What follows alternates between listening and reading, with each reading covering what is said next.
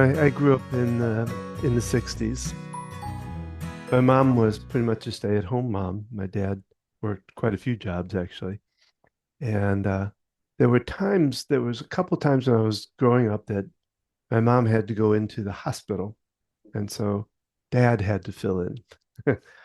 And dad was very much a partner with my wife. So I mean he wasn't like he'd come home and just You're, and do anything. He would do a lot of other stuff and always been like a partner with my mom.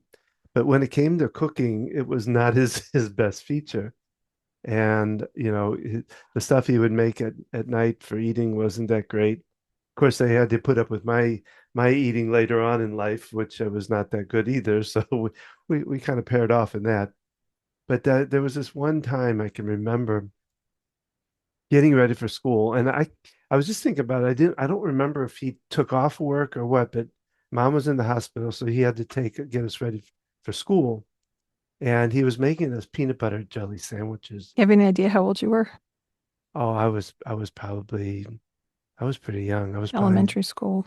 yeah, just probably 8 or 9, maybe somewhere around there, and I happened to come into the kitchen when he's doing it. He took the two pieces of bread and he put peanut butter on one. I was like, oh, that's good. And then he got the jelly out. Well, then he put butter on top. I said, Dad, you don't need to put butter on. It's peanut butter. You know, he didn't understand that. And he said, oh, it's okay. Well, then he opened the jelly jar and put it on top of the peanut butter and didn't put it on the other bread. I was like, Dad, you're not doing it like mom did it. I'm picturing our oldest son as you're telling this story. And I don't remember I think he just kind of calmly said, oh, it's okay, and put it back and shoved it in the bag and gave it to us You kind of remember thing.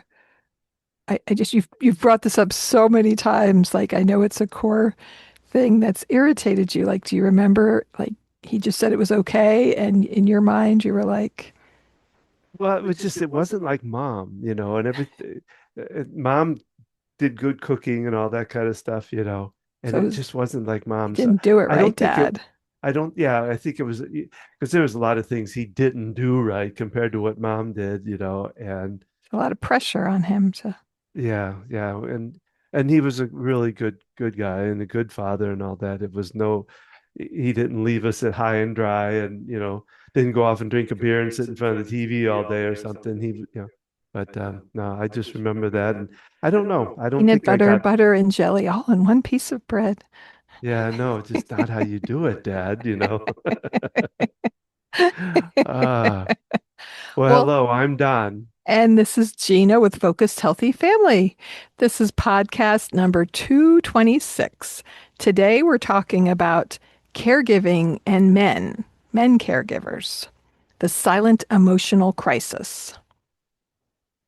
So before we get started, I'm gonna give us our tip, and of course, I go back to our. Hold it. I know I got a caregiving 101. I'm Mike Collins. 101 ways to keep caregiving from making you crazy. And today's tip, I thought this was kind of interesting because you and I were talking before this and about my dad and about a lot of things and how I had some regrets from him. And this is number tip 81. It's about regrets. Looking back with regret on what might have been is an exercise in futility. Maybe. The writer George Eliot said, it's never too late to be the person you might have been. If you said or did something in the past that you regret, you still have time to apologize or make amends, even if the apologies are in your prayers. Regrets slow us down and drag us down. Forget regrets and create a new day. Hmm, lot to think about. Yeah, then, like I said, I had a lot when my father passed away. And I think I've done a lot of praying, a lot of talking and to kind of get myself out of it, get So, myself for away some from it. context, um, if you're joining us for the first time or you don't know our story the way we do, you were 17 years old when your dad Yeah. was in the hospital. The way you remember it is being prepped for open heart surgery, but he had a massive heart attack This was in 1976, and he died when you were 17. And I think the beautiful story you told me, um, we were talking about recognizing spiritual presence of our loved ones after they've passed. And you told me you had a dream after he died. Yeah, well, that because I one of the things, my mom and dad both kind of grew up in during the Depression, and there wasn't they loved us, but it was never necessarily talked about. You Hmm. didn't always go around calling "I love you" and all that kind of stuff. Um, but all the things they did were good stuff, and that. We didn't do that in the 80s and 70s either. Yeah, Well, and my dad was one that I I never was able to say I loved him, and so when I was just about a month or so after he died, I had a dream, and he stood at the end of my bed, and all I could do was go, "Dad, I love you. I really love you. I'm really sorry. I really love you." And he said, "You're okay. Everything's fine." And that was pretty short little um episode, but it was and it's still I still had the regrets. It still took me a time to work through the regrets. And the more I think about it, I've also told the story about that the hospital where I had my surgery and how he was part of that. So I've come a long way in understanding my dad and what I think he's the spiritual guide that kind of guides me along in life. And I think it's good. a lot to lose a father at the age of 17 when you Yeah. had all kinds of teenage angst and were not very happy with your father. And Well, you have that.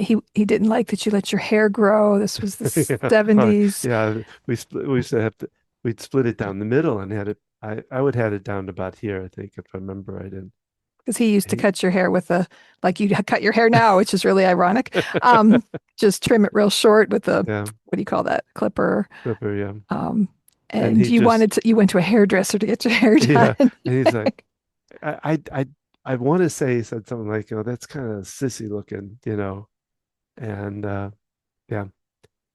Well, let's before we go too far, Yeah, let you got got some a good couple jokes of for dad me. jokes here. So um let's see. Let me no, these are yesterday a clown held the door open for me.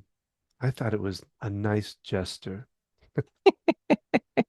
Um, my dad used to always say, "The sky's the limit." That's probably why he got fired as an astronaut from NASA. And then my last one is the guy who invented zero. Thanks for nothing. That's cute. That's a little better than a dad joke. What do our So, what do our kids say? Um, Mom jokes or dad jokes, but worse, or something like that.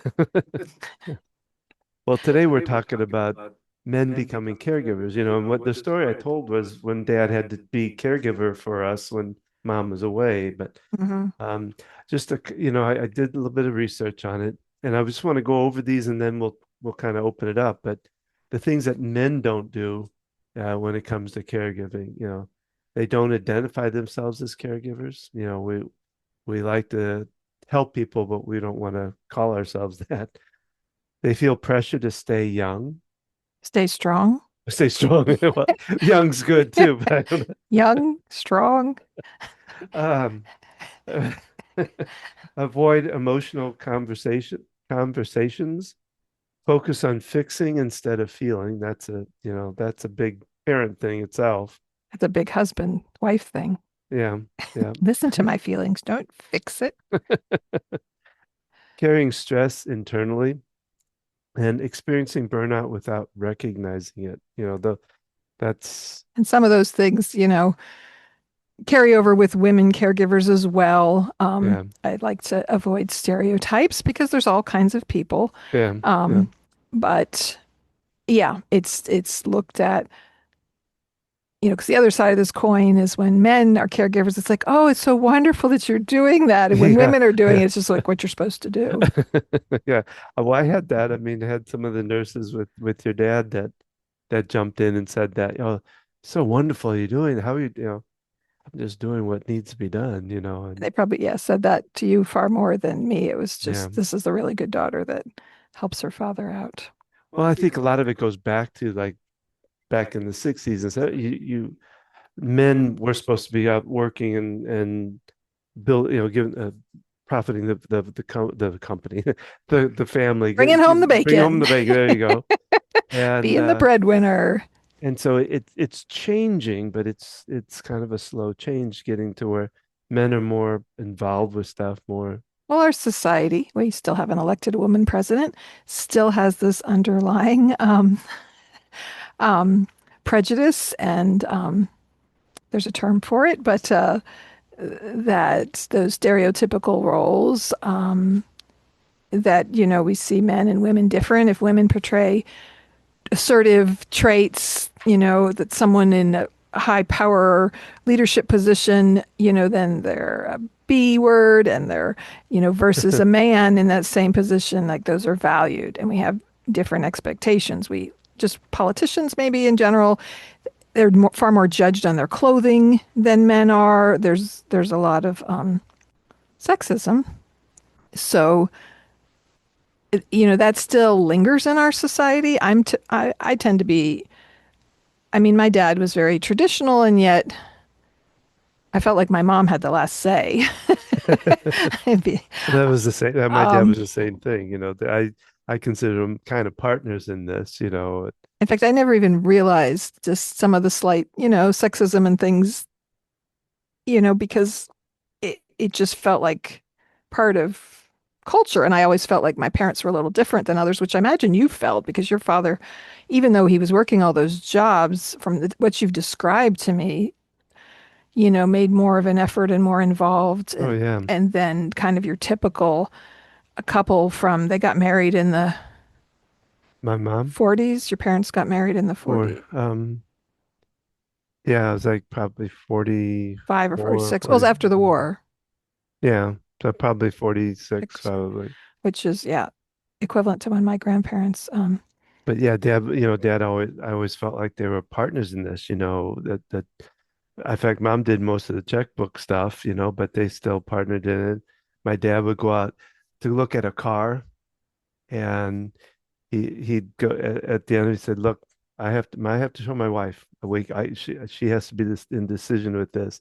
So he'd bring her out to the car because I can remember one time we had a full-size Impala and a Chevelle.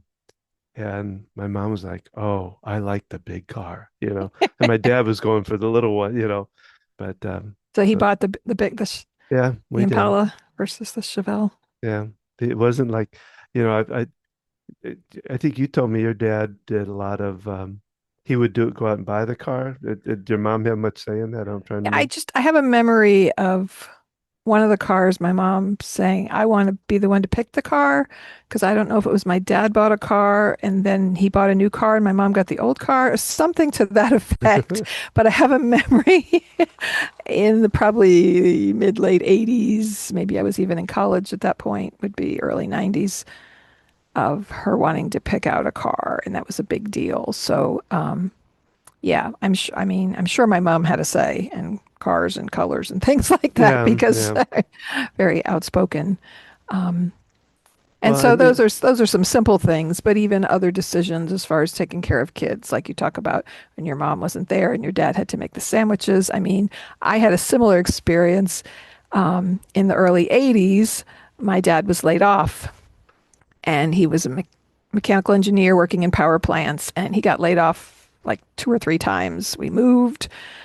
So, anyways, my mom had to go to work while he was laid off, and my mom was the cook. I mean, my dad grilled outside, but other than that, my mom did the cooking. And like my mom would make stuffed pork chops, and they had this yummy stuffing on top of them, and my dad, I just remember a meal where he made pork chops. He just baked them in the oven. They weren't awful, but they were plain. And we had sweet potatoes from a can, which ooh, we never had ooh, I like remember sweet those potatoes things. from a can. And I used to think, oh, he did this on purpose so he wouldn't get stuck cooking. We gave him trouble about his cooking. Yeah, Um, but I imagine it was very challenging for my dad. I know even talking to my dad later in his life that, that was difficult, being yeah. laid off and because my mom did stay home until when we were older, she did some substitute teaching, but it was not by any means the primary breadwinner. He was the one Yeah. And then bringing in the bacon. when you're not, it can be difficult emotionally for people, you know. You've even struggled with that with Hmm. we're actually in part of a book, Breadwinner Wives Oh and yeah. the Men They Marry. I forgot about that. We were interviewed for this book years ago when I went back to work full time after Harrison was born, our oldest, and you were the stay-at-home dad. I Oh, still you talk about that. You talked about that because I was looking at that, like we talked about, is I was a caregiver then, you know, for the kids. There's actually a couple different. I hadn't thought about it. There was a time with the kids, and I remember that was, oh my God, that the was a real time with the challenge. kids. That I was the caregiver for the kids, Yeah. but there were also, you know, the other one. I took care of Joyce next door, our neighbor. Oh yeah, we both We did. both did. I mean, we both did. Yeah, We yeah, bounced back and forth, and because of me working in geriatric yeah, care, I'd get overwhelmed by it.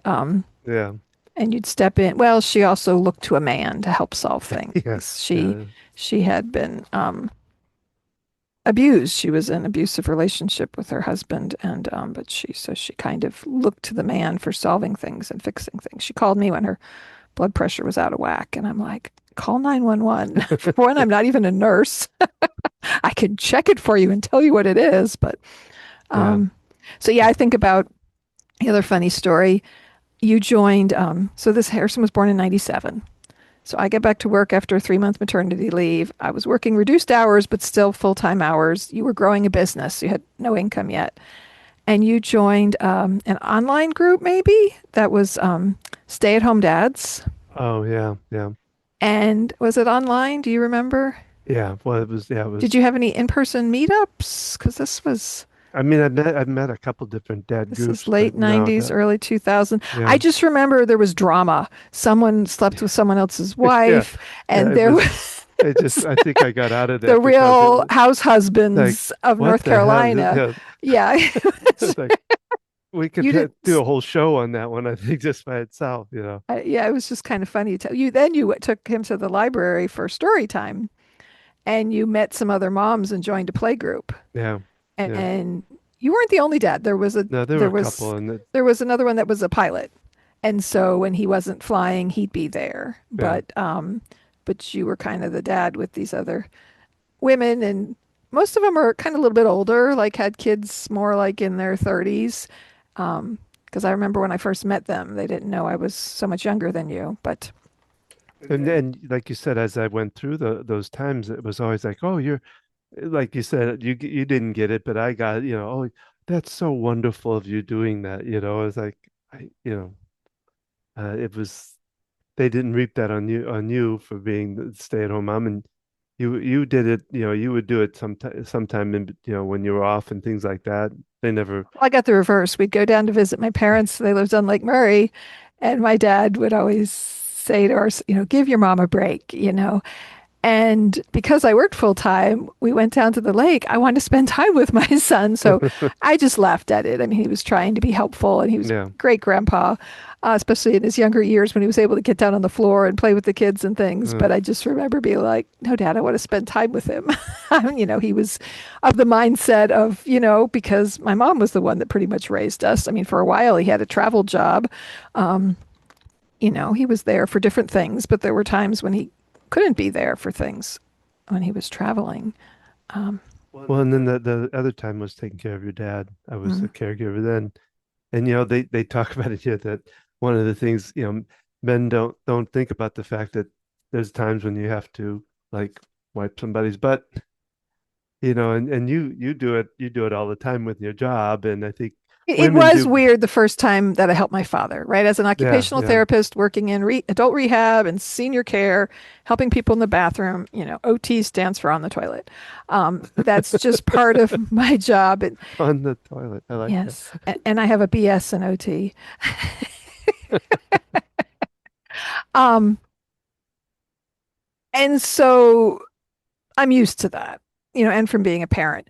But your father, Yeah. it's always, more comfortable with women versus men, but I, help plenty of older men. But so that was, yeah, obviously weird the first time. But then it got to be, maybe it was because he had dementia and he accepted the help or whatever. But I know, like, if we were visiting him and my sister said he had to go to the bathroom, she'd be like, Gina, like even she wouldn't want to do that role. Um, and I don't know if you have a memory of the first time you helped him in the bathroom. You One of did the a lot times, more once we moved him up close to us, and yeah, yeah, I don't think I did it when he as was at home. Well, oh, no, I think I did actually.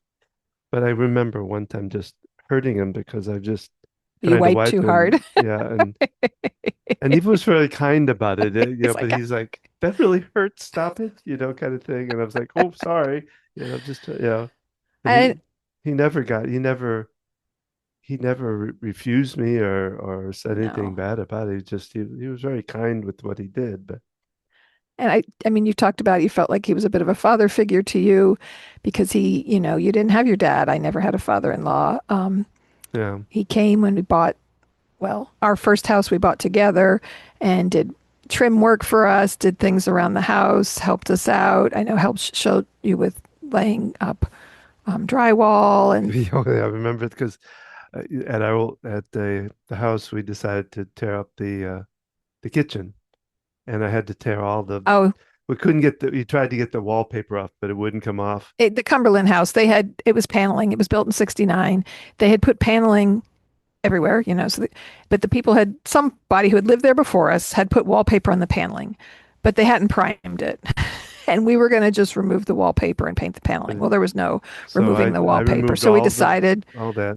and there was no wallboard behind the paneling. So you decided you were going to put the wallboard up. Yeah, and your dad, I luckily before I was going to do it, I called him up, and I don't know what I was talking about, but I would have never figured out you're supposed to split a 2x4 in half, so part of the each of those fall on that. I wouldn't have, and I would have gotten to the end of it, and then be very lost. So that helped me. But Is that so the yeah, first time you put wallboard up? Because I know you in the first house that you bought, you redid the laundry room area. um, I had somebody do that. You I had was someone do that for you. the people that did the siding filled in some of that. I just had to do other stuff. But yeah, so So having anyway, so having his help and having him be like a father figure, I know you used to tell me that you didn't mind being there to help him out. yeah, Um, get down his little tool, his little and not it was a big his tool not tool room, but his Workshop. workshop, and helping him out, and he'd always tell stories and stuff like that, and uh, Yes, my dad was definitely a storyteller. So thinking about other ways men are caregivers, I think about one thing on here is a son having to deal with medications for his parent while trying to work. And I think of, I work at an independent living facility. And so it's not a healthcare facility. So they either have to pay for caregivers or family members help them for people who need help managing medicine. And some people do it with no problem. There's people who struggle. I can think of one particular son who he works a lot and if he travels he doesn't come often and he took the pills away from her and he was holding on to them and we don't always know why and it was difficult to help her wanting to manage her medicine and dealing with the son and sometimes it can be a kind of a different experience than a daughter and you see that a lot. I've talked to family members of people I've worked with in short-term rehab, and I can remember one woman. She had like siblings, but she's kind of like she just accepted that she was, well, my brother has other things he has to do, and she said it so matter-of-factly, like it was no big deal, like she was the one to take care of things because and she didn't ask for help, and it was just assumed. And then women do outlive men, and so it's less often where I see the man caring for the woman, but it happens. The woman has dementia, the woman has Parkinson's, the woman has a stroke, and then the husband's in that role of caregiver. And well, we see that right now with Jim at we don't where need to name it is people. true. I didn't mention his last name, We but know some people, yeah, yeah. that are in that role, and it can look different, but it is. That's the crisis. Men are, in this position. I think people in general are living longer. People are surviving traumatic things. Hmm. and just the dementia prevalence is higher as we're living longer. That you see different degrees of that, and yet when you see a man who's just so there for his wife, you do kind of like, oh, isn't that wonderful? There's like an added amount of Mm, specialness, because it's less common, especially in the elderly, because women do still outlive men. I don't know the statistic off the top of my head. So yeah, men are more often in that role, or sometimes that people only have a son. They could have an unmarried son, or the daughter-in-law is not helpful, or the relationship is well, challenged, and it can look very different. I worked with someone, and like the sons didn't really see eye to eye, and they didn't communicate with each other very well. And like, the one handled finances and the other one handled other things, but they were very uninvolved. And, I see all different arrays of this situation. I mean, for men, what else is on here, Don, as far as well, there's a lot. I mean, because it as the man handling it, the husband handling it, you lose the. They talk about losing the relationship, mm, because now you're not really the husband, you're the caregiver, so that changes in it. Um, And like I said, I've got somebody that came to my last talk, and he was a man taking care of his wife. And of course, the pressure, of course, and that's what I work with a lot is helping people get past the pressure of it, of how he has. And, he had that, I've praised him for coming to the workshop because when you walk away from somebody, you got to make sure there's somebody there because she was beyond, she needed somebody there. There was, 24/7, she needed constant supervision. yeah, and so He had he to needed to find find someone. somebody. So there's one thing, asking for help, which is Yeah, hard for a lot of people to do, but for a man to ask yeah. for help, men feel like they should just take care of it. I mean, as sort of a typical response. Do you Like I said at the beginning, they wanted. I first said wanted to be young, but they wanted to be. They think they should be strong with right, this. not show any Yeah, emotions? and not afraid to ask.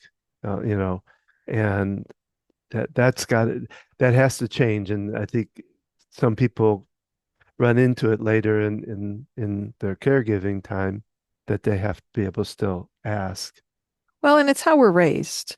Yeah, Um, you know, we're still raised in a society where, men have different expectations of them than women. And there's been a lot of push and a lot of advances. And, obviously women can now vote, and there are, many changes that have happened. And yet that still lingers. And it's kind of more the exception, to have a balanced couple and relationship. And maybe people have it with their kids. Yeah. But then what about when it's your parents that are involved, right? And this issue lingers because of the way we're raised. And, and men are raised, don't cry, don't be a sissy, yeah. take care of it, get things done. We talked about wanting to fix things. I remember early in our relationship, and I was sharing problems with me, and I'd be like, just listen, I don't need you to fix it. And, that helplessness feeling of wanting to fix it and not knowing what to do, and feeling like that's your role to fix things. And when someone's, you're dealing with care, especially an elderly person, and either it's dementia or a progressive illness, or, elderly means kind of the end of your life, right? So things Yeah. aren't typically going to get a whole lot better. I mean, you could have an illness that you recover from, but it's not, it's only typically going to involve more support and care needed. And so that feeling of not being able to fix it. I don't know if you can speak on that, or having that, how it, How you as a man, um, yes, I am a man. as you like caring for my dad, and just, I mean, by the time he moved up here, we had been through it a lot. I had been the daughter Yeah. that jumped in a heartbeat, whether they lived 40 minutes away or even after we moved and it was an hour and whatever, to go down there when he was in the hospital, and to be there to support my mom, help him. And as my mom got older, I really felt like I needed to be there. Well, they talk about one of the lines in here. That's what I was looking for. Is it? I'll mention, man quietly grieves while managing responsibility. You know, we're too afraid to let it out, and too busy sometimes to let it out. And so we grieve internally, which then can build up, you Mhm. know. Um, with with your dad, I felt pretty good about it because I felt like we gave a lot of time to him. I didn't think it was overbearing. I thought it was we gave the kind of time because he gave us a lot of through his life, Yeah, we gave had, us a lot of time, and he had a very emotional side to him. Even though, yeah, he was kind of the man of the house and it's my money kind of mindset. At the same time, um, Well, we I don't think we ever really had to question if we asked him for something, he would money, oh, and so we anything had a to, good relationship going yeah. into things, and And that makes a big difference. I can oh imagine yeah, if I was angry at somebody or, that would be because there's a lot of people that have to take on that responsibility, but the they're the fighting it. relationship, yeah, it was a struggle beforehand. I had the first grandchildren for my parents, and they had bought property. It was about 2 hours from where we lived at the time, and as soon as I was pregnant, they're like started building the house down there. So within a year, they were living 2 hours from us. Um, they had been in Pennsylvania before they moved to South Carolina, and then they moved when they had to leave that house. They realized it was too much upkeep. They came closer to us, and so we always had that kind of relationship. And because we shared responsibility of raising our kids with both of us working kind of part time, we both, you know, were involved with my parents, Hmm. and we're both, kind of built that relationship. And it was partly because we co-parented and we co-educated our kids, and we had that dynamic, which I'm sure is not a typical Yeah, I dynamic. mean, there was no question in my mind that if you couldn't do it, I would do it. You know, because I can remember quite a few times when he was here that one of us had to run down and you had to go to work or you had Yeah, once we moved him very close to us those last months of his life, and um, we'd run down, so it would pretty much one of us until because my mom hadn't moved up yet. We got my dad settled, and she was getting the house ready to sell, and downsizing her 3-4,000 square foot home to move into an apartment. And so, yeah, one of us was there pretty much. And it was great that you were able to step into, because I remember I had one day you came after me and I'm like, I'm done. He's yours. Like, I just was burnt out, and he was having a mood or whatever. And I just got frustrated. And it was great to have your relief there to help out. And my brother, too, Yeah. living 600 miles away. I remember he was very involved and did what he could from a distance. He later stepped in helping with finances for my mom because that's something you didn't need to be he could do from a distance, and it was a strength. I remember him telling me, if you need me to come there, you had decided to go to St. Louis to visit your family, and you took our older daughter with you, and there was Oh like yeah. that gathering, and the two of you went, and it was like the day you're driving out there, my dad winds up in the hospital. He lived in the assisted living, the memory care unit from June till he passed in October. And I think he went to the hospital 5 times in there. So he's in the hospital, at the time I have 15, 16-year old, helping her and supporting her, and working part time and juggling this. And I remember my brother saying, if it gets really bad, let me know. I'll come down. He luckily had flexibility with his job to do that. And I remember going, you know what? I think it's really bad. And he flew down, and he came down a lot, Yeah. the last year and months even, and was great that he could step in and help out. And I know it was more difficult for him. I was used to seeing people with Parkinson's and people with dementia, and it still was very tough to see my dad with it. But I Mhm. had also been around seeing the progression slowly, whereas my brother living further away, I mean, we still saw him at least twice a year, but it was just emotionally a lot difficult for him. I know it was a very much, we've talked about just a different experience for him and Mhm. coming to terms with that and just his own, we had good relationships with our parents, but they weren't perfect by any means, right? We all have different No. baggage and struggles and, things that we hold on to, grudges and things with parents and how they raised us. And now we're supporting them and some of those things. So I know it was a different experience for him helping out. Well, one of the questions they ask here is, what would support for male caregivers look like? Mm. Hmm. One, I think, would be to assure them or to, I don't know, give them some kind of confidence in that it's going to be okay and that they can, they can let go of some of the emotions of it. It's And easy to say that, yeah, I but know. it's not always easy to do that. When you asked that question, my first thought was giving support to anybody, Yeah, um, yeah. especially someone who's not good at asking for it. It could look like, here's some different things I could do to help you out. Hmm. Let me know. And then for some people, it's like, you know what? I'd like to help you in this area. Please let me do this. You want to be careful with anybody to not step on toes and feel like, especially if they want to stay in control, that this person is taking Yeah, over. So that's where asking, what could I do to help? It's like raising kids. People want to come and help take care of the baby. It's like, no, the mom wants to be with the baby. Take care of the other things in the house. You can yeah, do that same thing. Maybe he really feels guilty, whatever, that he wants to, be the one there with his spouse. And you're like, let me help. Let me give you some relief. Well, how about I pick up some groceries for you? How about, yeah. or how about I just sit with her for a little bit, and just growing that confidence.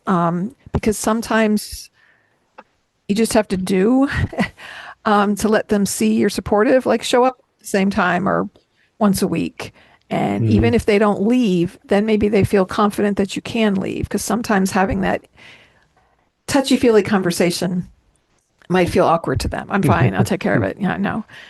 But saying, hey, bringing a meal over, just showing up, Yeah, just being there in the quiet silence, that can be difficult for a lot of people to just be there and be quiet. I mean, we yeah. did that for my dad a lot in the end. It was just sitting quietly with him. And you can do that for someone who's caregiving for somebody, someone who doesn't want to Yeah. talk about their feelings. And we have to realize people process feelings differently and people need different things. Hmm. And to accept that and not be like, you have to share your feelings. You need to open up. Why are you so stubborn? That doesn't help anything. No. Allowing people to grieve in different ways and to process and figuring out what is helpful to them and what can be supportive. And so maybe it's talking to other male family members or other people who know, whether this is your father or, whoever that's in this situation, to understand them better, to be able to help them. Because what helps them may not be what helps you. Well, yeah, and because they talk about, why do caregivers' emotions go unnoticed a lot of times? And so I think part of that too is being able to see it yourself and then ask the questions of how you might be able to help. Right. And I mean, women do this as well, as far as stuffing emotions, hiding feelings.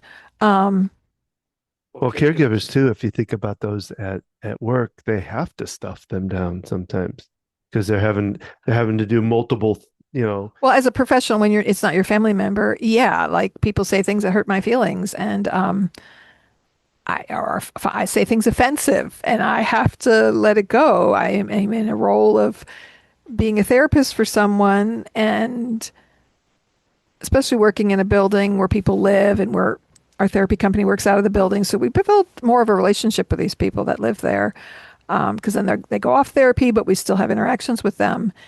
Yet there's still that level of professional, I'm the professional and you're my client kind of thing, that we have to let go of some things, not take things personally. We have to, yeah. Well, on the other side of it, though, the people that are sporting is trying to be able to handle a little bit better with, and it's not always when when you're angry about whatever's going on with the person you're the father-in-law, whoever you're dealing with, and you're angry at what's going on with them, is try not to take it out on the nursing people because they're going 90 miles to 100 miles an hour trying to get everything done. Try to be a little more gentle. You can state the facts of what's going on if you see something that. So you're talking about like my dad was in assisted living and memory care unit, and we were helping out, and we'd get frustrated with how the Mhm. caregivers were doing things, and recognizing that they're doing the best they can with the knowledge they have. Yeah, In those kind of settings, the people who spend the most time with the patients have the least amount of education and experience in that area. And, finding ways to help them understand and yeah. engaging with them instead of just being pissed off and angry about it. And it's challenging because, yeah, when you're dealing with something, um, Well, it's a challenge. And yet, um, I just remember, and I'm not sure. Different people I've heard they complain about the people in the building, and there are some that probably need you another know job. another job. Yeah, but overall, it's better, like you say, to be able to go in there and give some ideas of some things that might go on, or ask questions or things like that, instead of just beating them up or just walking away going, oh, that's a terrible play. I don't know. I just Letting them know how, yeah. I know when we sat at my dad's room, I wanted to label the clothing and where it was at. And even though my dad was not likely to be getting up, getting his own clothes out, I'm like, this will help caregivers put things away.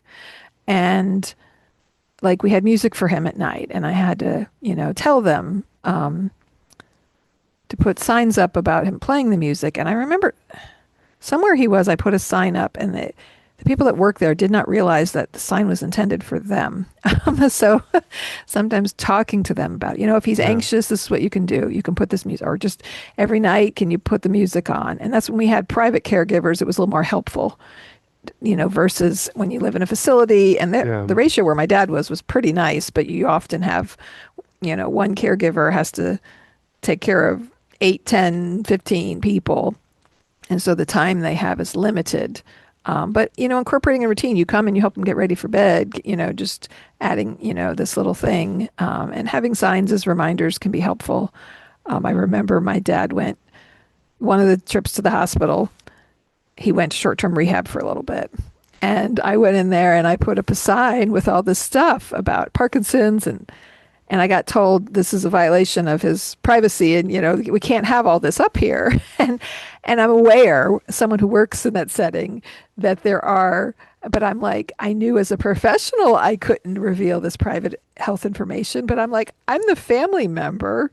There was, as a responsible person for my dad, why can't I put the signs up? And they're telling me those signs, that they were a violation of his privacy, and they're worried about the state who regulates things and comes in and inspects. And yeah. I wonder um, wonder if you wouldn't have been the OT if you would have if you were just the mom or the husband or whatever came in, but you'd still be able to put that up. no, I did it as I didn't do it Yeah, as a therapist there. I did it as his daughter, and got told I couldn't have that up there. And I would hope that they would have said that to anyone, and that they weren't looking at me different because I was a yeah, therapist. yeah. I wonder. But that's the crazy thing about state regulations, is they are so ridiculous like that. It's like I tried to get my dad a bed rail, and there's regulations that say it's a restraint. Like we used to restrain people, and then they decided, oh, that's not good. We can't do that anymore. So they put these heavy restrictions in place for a while. Then people just started medicating people before they were like, that's a restraint too. That's still an issue. Yeah, yeah, But then they made everything a restraint, from a just a half bed rail that can help someone stand up from the bed. It can even be helpful someone not falling out of bed. And they're like, no, we're a no bed rail facility. And I'm like, he needs this bed rail here. And it was such an ordeal because they were Hmm. like, this is the one kind that's allowed. And it was very frustrating to me. But so when he went to rehab, I'm like, because I saw him in the hospital. I knew him and I knew his Parkinson's. And you go to help him stand up, but if you didn't explain what you're doing and give him time, he would tighten up and he would resist and he would lean back. And I remember they called him a total lift when he got there. And it's like, that's interesting. And I know therapy is better at doing, we're more skilled and trained in that kind of thing than even nursing staff in general. So, they go in and they assess and they say, for right now, we need two people to help this person, even though when therapy does it, could be less. Um, but I knew what my dad needed. Once he got upright on his feet, he's able to keep his balance pretty well. And I watched other people transfer him and stuff, and I just cringed because, and so I, and so I put signs up because, and they told me certain things I could keep, but a lot of it had to come down. But I was very frustrated because I'm like, okay, I know that you guys can't put this up, but I'm putting this up because I want him to get the best care, and people need to understand. Yeah. I think that might have been where they didn't realize one of the notes I put up was for them. That, um, um, anyways, going way off topic here, No, talking about it's but supporting other people and just the different things that come into play. There was one question on this information you pulled up that how do you parent the person who raised you? we've talked about that for a long time And too. so whether you're the daughter or the son, this is a challenge. And I get people who are very stern. It doesn't matter that I'm 90 and I have this, health problem. I am still the parent here, and you can't talk to me that way. And then I get other people who are kind of like, yeah, they treat me like I'm the kid now, and they're kind of sarcastic or indifferent about it. And other people who accept it. Well, and I can only imagine, for sons looking after either a mom or a dad, just the position that puts them in. Well, it goes back to a client that I had some years ago, and she was 81, I think, when she came to me, but she had been down in Florida, divorced her husband down in Florida, who was he was a bit of a scum anyway, and was moving back up to here to Charlotte because her kids were here, and she thought automatically that the kids would be all They supportive were and grown with children, right? yeah.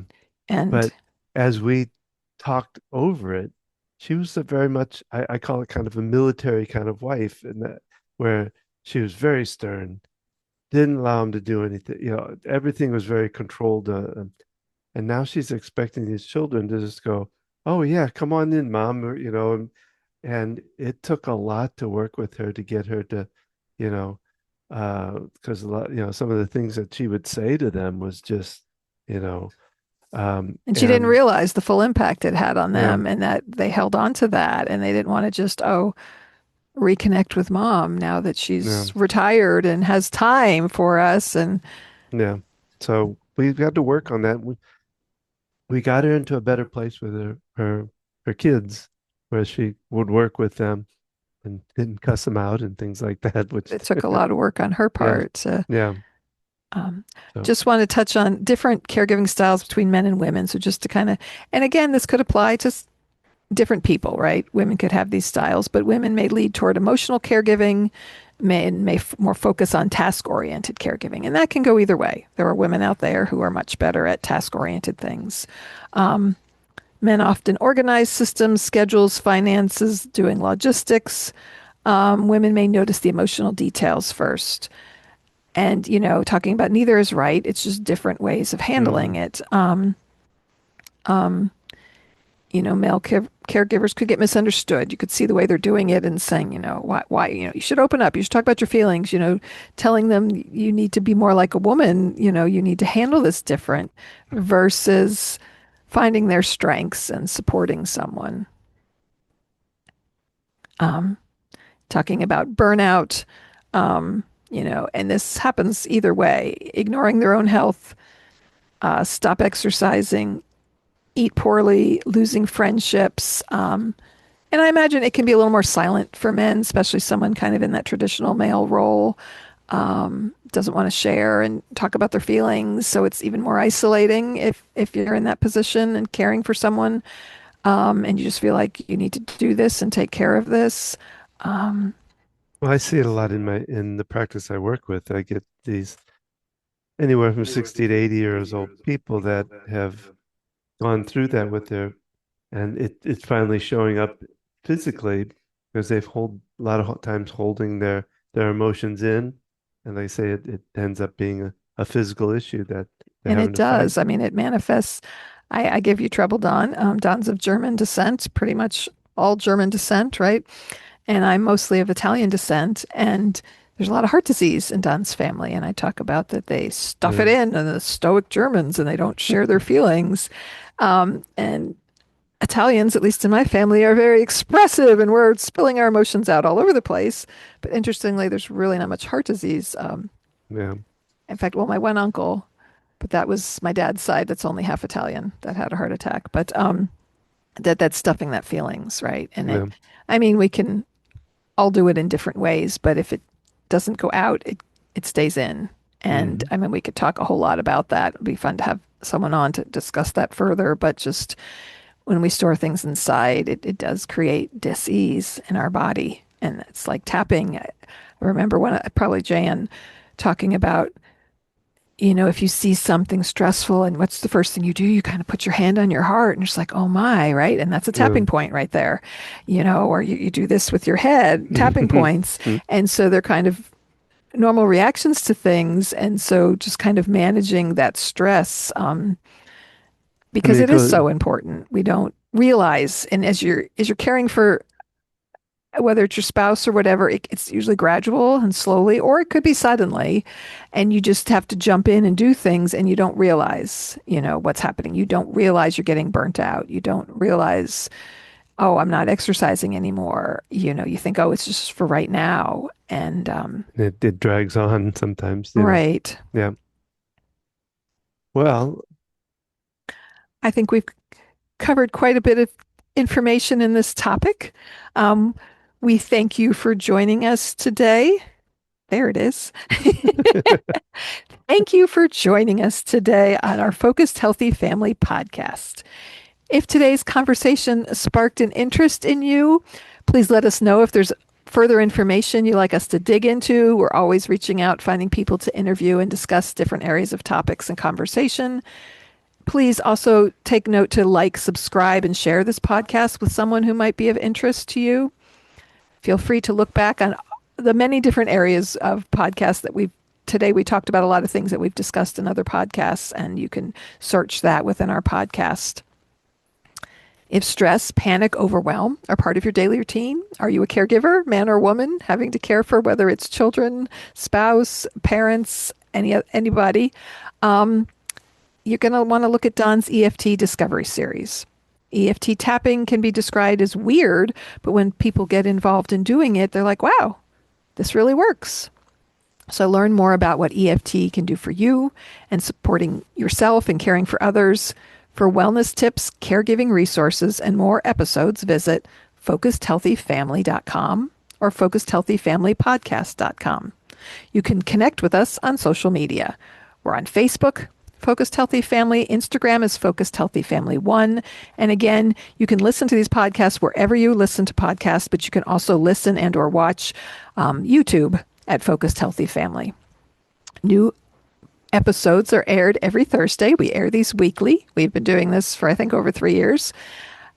And know that Don is available to speak to organizations, caregiver groups, healthcare teams, and community groups about practical ways to reduce stress and build resilience in caregiving environments. For information about booking Don to speak at your location, please reach out to schedule a presentation or a workshop. And remember, how you speak to your children and your loved ones today shapes their future and yours.